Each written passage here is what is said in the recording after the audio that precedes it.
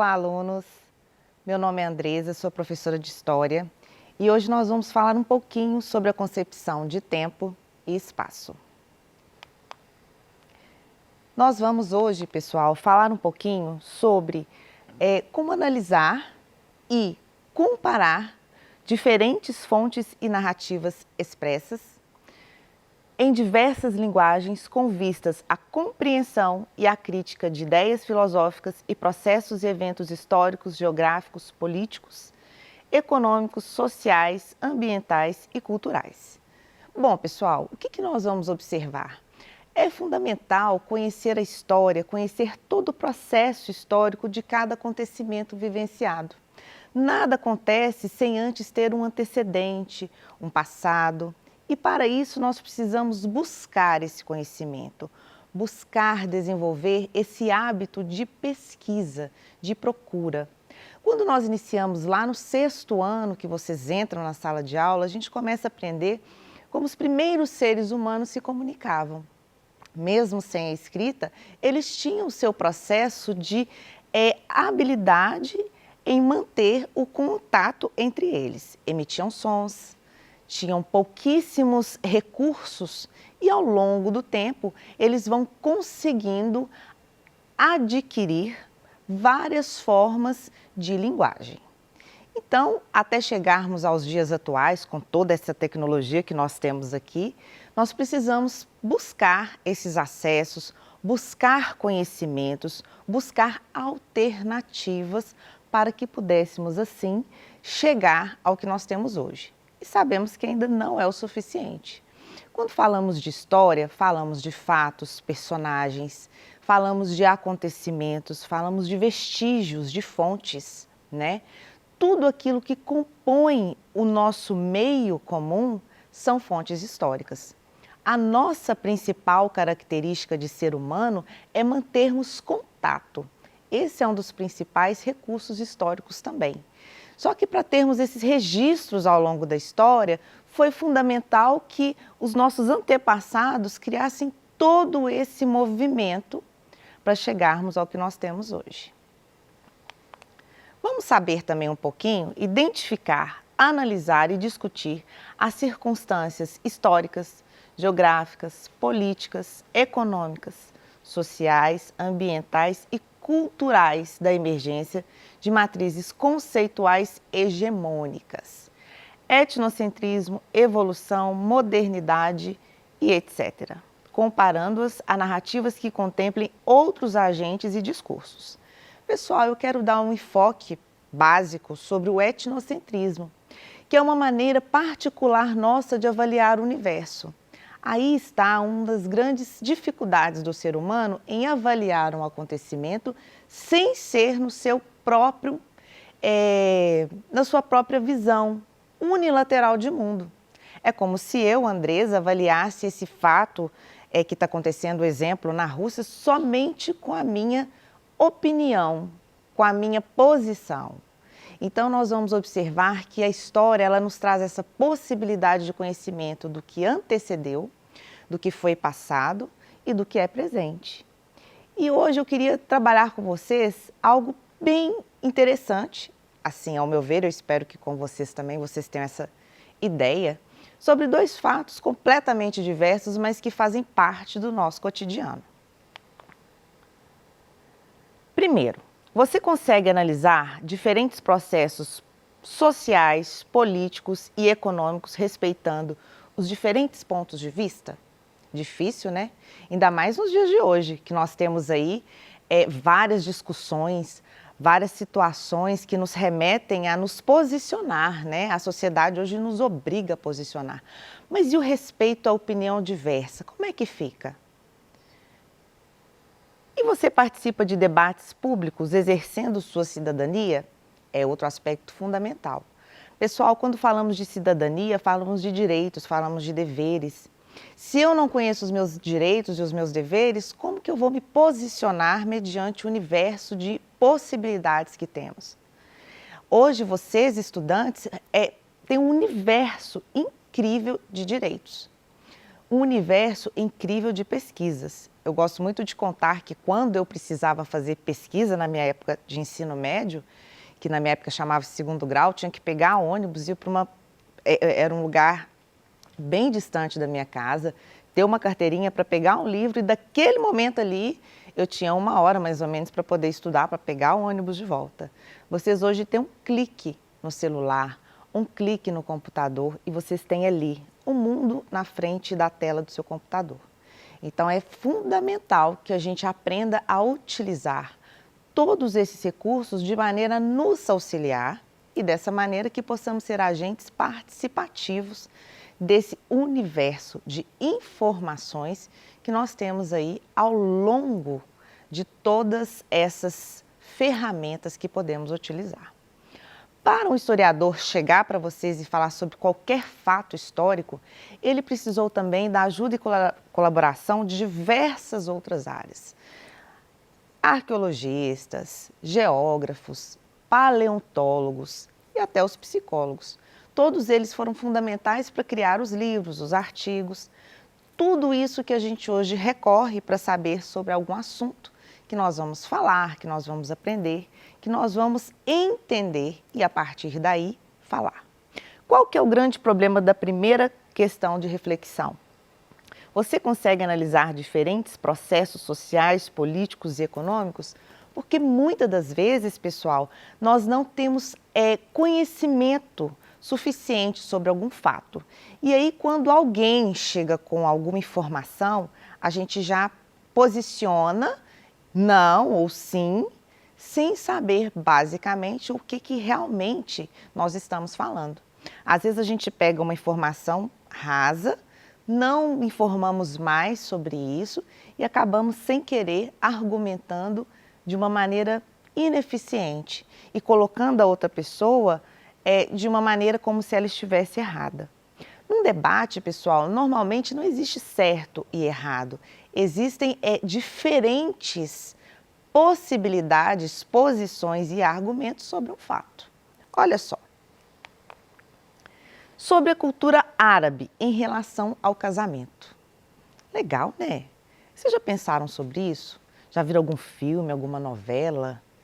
Eu acho interessantíssimo quando a gente aprende um pouquinho sobre um evento tão interessante, que é o casamento, sobre o âmbito de outra cultura.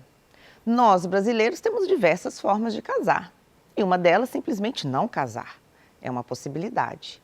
Mas quando a gente trata de outra cultura e uma cultura tão diferente, a gente vai observar muitos aspectos que são completamente diferentes do nosso. E aí, se eu não tiver um cuidado, uma cautela, eu vou simplesmente falar, não é bacana, não concordo. E não se trata de concordar, se trata de entender e, a partir daí, respeitar um fato que faz parte da tradição e da cultura árabe. Um casamento árabe, ele dura em torno de 3 dias.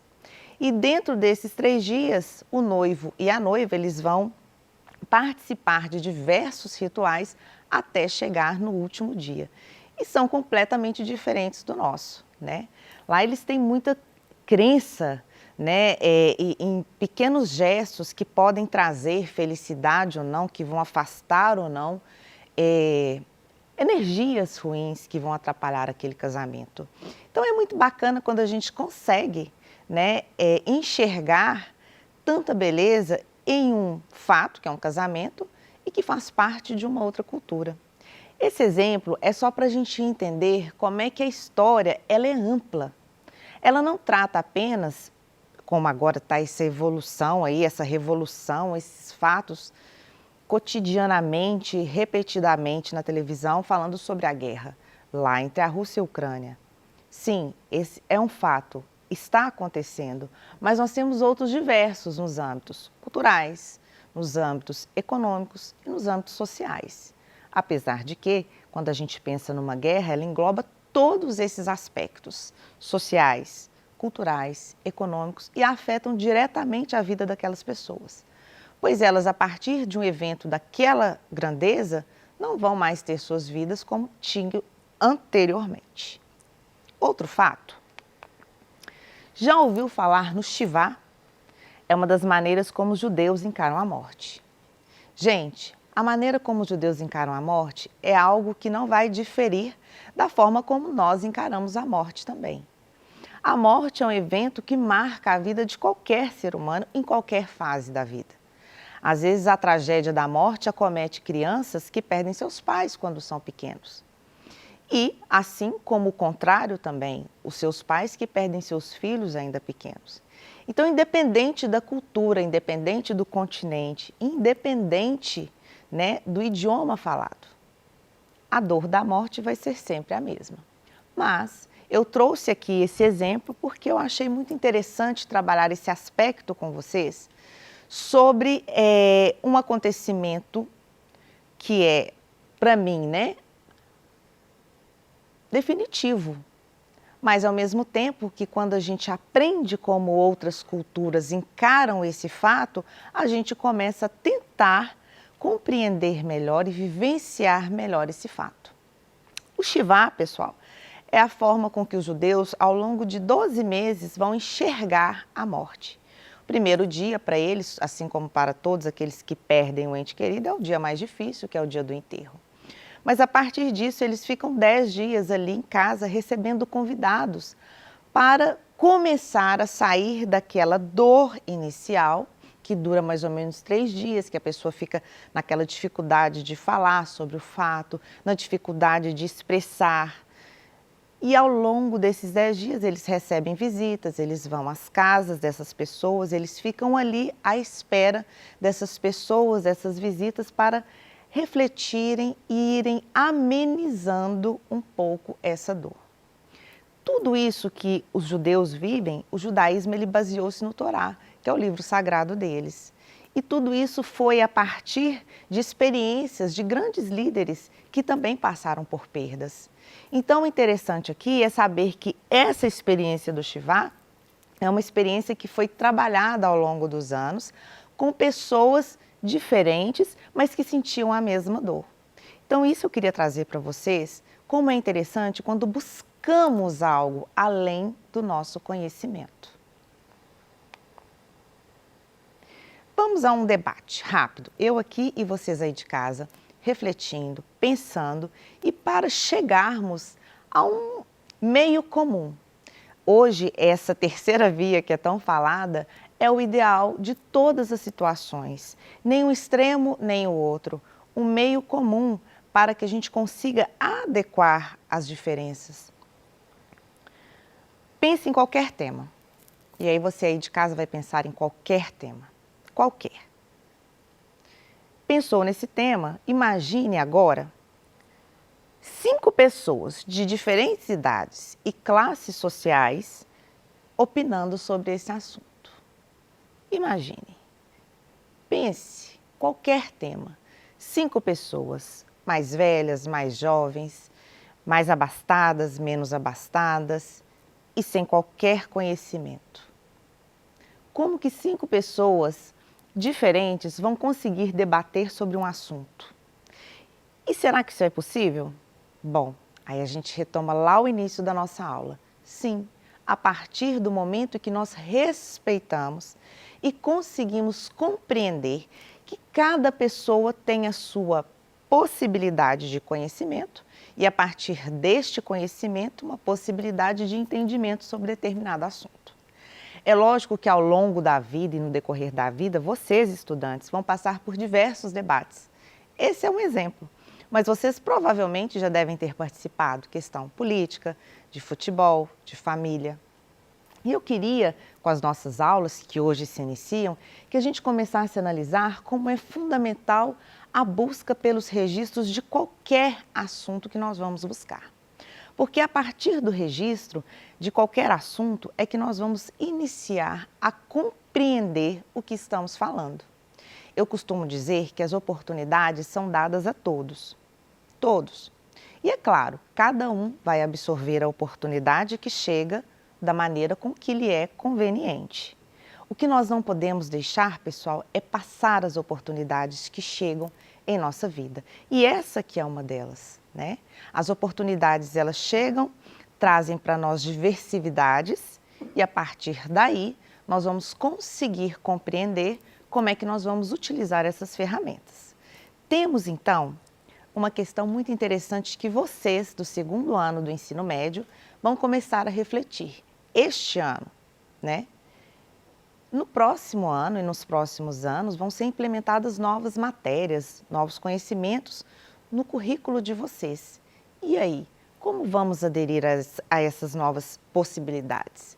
Eu vou resistir, não quero aceitar, eu gosto do antigo, eu vou tentar me adaptar. É isso que a história vai trazer para nós. A história nos traz essa possibilidade de, não que seja aceitação, mas sim uma adequação ao que está chegando. Como? Sabendo o que foi passado, né? Então eu gosto muito de trabalhar com vocês, alunos, a ideia de que história não é só papel antigo, não é só livro, não é só biblioteca e nem arquivo. A história é o hoje, o agora, a nossa participação, a nossa efetiva participação no convívio e no contato humano. Trabalhamos e construímos história o tempo inteiro. Somos agentes históricos, participamos da história, mas para isso é fundamental buscarmos sempre conhecimento. Então, como eu disse a vocês, podemos imaginar o universo de possibilidades, debates e discussões que qualquer assunto poderá nos trazer, não é mesmo? Por isso, é fundamental considerarmos diferentes pontos de vista e tomando decisões baseadas em argumentos e fontes de natureza científica. Principalmente, pessoal, quando esse assunto tratar de outras culturas, outras civilizações, nós precisamos sim buscar argumentação comprovada. E temos vários recursos que vão nos encaminhar, que vão nos levar a adquirir esse tipo de conhecimento. Olha só. Conhecimento é tudo. Eu sempre vou utilizar essa frase com vocês. Por quê, pessoal? Hoje nós temos uma era digital ampla e divulgada e de livre acesso a todos. Nós temos, de norte a sul do nosso país, diversidade de informações. Antigamente, quando acontecia um fato em outro continente, até chegar no Brasil, com certeza esse fato vinha modificado, transformado. Hoje nós conseguimos estar em momento real nos acontecimentos. Mas será que é tão real assim? Então nós temos que ter esse cuidado com as fontes que nós estamos buscando nossas informações. O WhatsApp é uma rede fantástica de informações. Quando ele para, a gente quase enlouquece, né? A gente fica desesperado, liga para o outro, e aí, se o WhatsApp está funcionando, o que está acontecendo? Porque a maioria de nós fica a maior parte do tempo envolvida no WhatsApp. É bacana? Sim. Nos coloca próximos, às vezes, de pessoas que estão muito distantes de nós. Mas, além do WhatsApp, nós temos uma gama de recursos na internet que vão nos trazer informações corretas, precisas e também nos colocar no caminho para irmos em busca, tá? De todas essas ferramentas. E é isso que nós vamos aprender a fazer daqui para frente. Bom, talvez aprender a fazer, eu esteja sendo muito, né? Vou melhorar a minha frase. Nós vamos juntos buscar esse conhecimento através de fontes que nos garantam essa realidade. Então, nesta aula de hoje, nós aprendemos um pouco sobre alguns rituais importantes de outras culturas. Pessoal, é um pouquinho mesmo. Eu utilizei 2 exemplos apenas, que é o casamento e a morte, né? O ato fúnebre da vida. Então, eu quis usar 2 aspectos. Nessa nossa aula, eu quis colocar como que nós precisamos aumentar o nosso conhecimento sobre todos os fatores, inclusive sobre esses aspectos cotidianos de outras culturas. Entendemos a importância do conhecimento sobre diversos assuntos. Vocês estão no segundo ano do ensino médio, mas daqui a pouquinho, e é rápido, vocês vão estar formados e em busca do próximo passo. Então é importante vocês conhecerem aquilo que vocês querem trazer para o futuro de vocês. Aproveitarmos de forma consciente o universo de possibilidades de informação. E é isso que nós vamos trabalhar juntos daqui para frente, tá?